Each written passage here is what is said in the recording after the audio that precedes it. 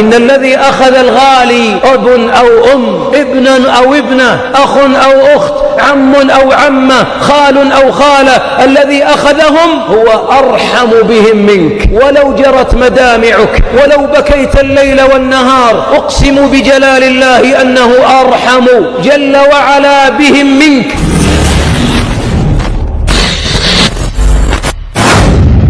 وحتى ترضى على قضاء الله اعلم أن الموت ليس النهاية، اعلم أن الدنيا ليس فراق، الفراق أبدي، ولا فراق إلا إلى الجنة أو إلى النار. ولذلك لا بد أن تعلم أن كل من تفارقه في الدنيا ستلتقي به في الآخرة. فكم من حبيب وعزيز فارقناه، قدر الله أن نفارقه، وإن الكأس الذي ذاق منه وهو الموت سنذوقه والله لا محالة. ثم اعلم أن أهل الجنة أعظم متاعهم وأجمل جنانهم وأجمل عطايا الله لهم إذا كانوا من الصابرين.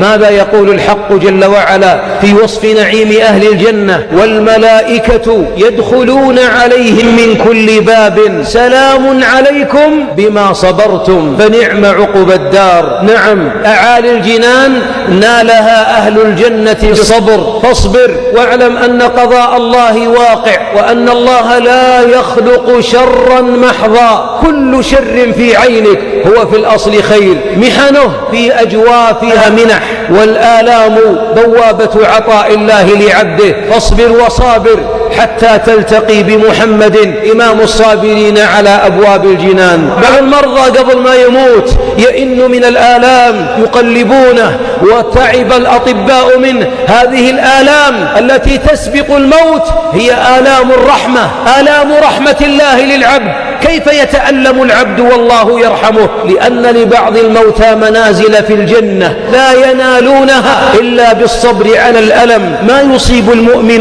من هم ولا غم ولا وصب ولا نصب، حتى الشوكة يشاكها إلا كفر الله بها من خطاياه. لكن الأجر هذا يرحل إذا نسي العبد أن الذي ابتلاه هو الله، إنه أرحم الراحمين. إن الله قد يبتليك ويزداد البلاء لك لأن لك منازل عليا في جنات النعيم. واعلم أن الذي وقع ليس صدفة، كل شيء بقضاء وقدر. أن ما أصابك لم يكن ليخطئك، وما أخطأك لم يكن ليصيبك. وتأمل، من رضي له الرضا، ومن سخط فله السخط. لو تبكي الليل والنهار ما عاد مفقود، لكن احتسبوا أحزانكم عند من لا يضيع للعاملين أجرا. السلام عليكم إخوتي ورحمة الله وبركاته. لا تنسوا الإعجاب والاشتراك في القناة تشجيعا لنا لمزيد من العطاء والتألق.